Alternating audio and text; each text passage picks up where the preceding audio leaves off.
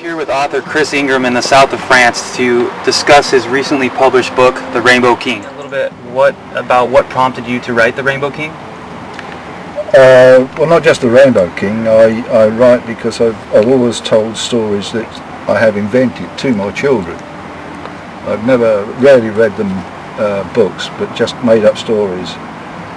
And people said to me, well, you really should start putting some of these things down. So I wrote one book originally, which was about a subject I know a little bit about, that's karate.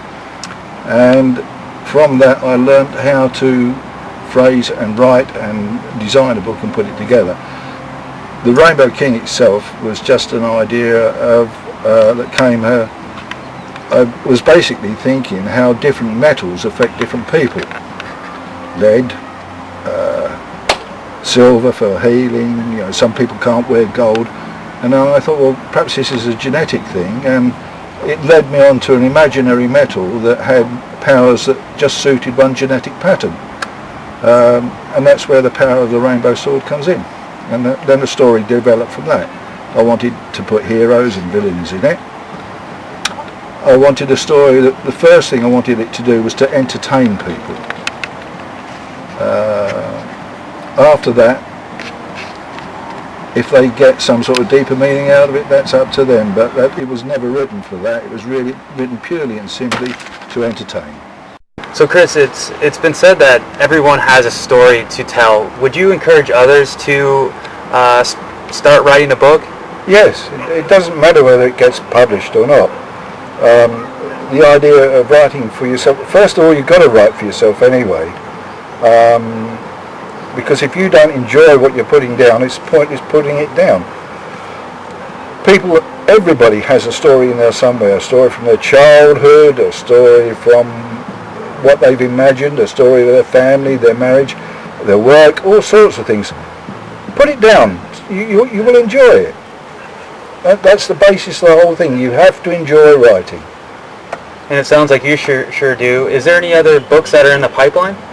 Yeah, I'm doing a second one now, and for a change I thought I'd have 4 heroines instead of lots of heroes, which the Rainbow King has. The Rainbow King itself, if people want to read a good adventure story which has got the traditional good and bad, and that's all in there. This other book is more gentler.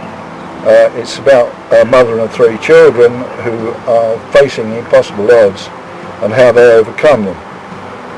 Again, it's a fantasy, so there is a bit of magic and mystery wound in there. The book after that, which I have my wife busily researching, thank God for her, starts to nearly 3,000 years ago and winds up in the present day. So it's a bit bigger, and it's based partly on fact, partly on imagination. So there we go. Great, and then back to the Rainbow King, where can people purchase this book at? Well, I can get it on Amazon. I can also buy the Kindle. I know several bookshops in the UK are putting it on, and hopefully so many bookstores and booksellers in the United States. I've had orders coming in from the United States, from New Zealand, from Denmark. It's had a pretty good start. Well, great.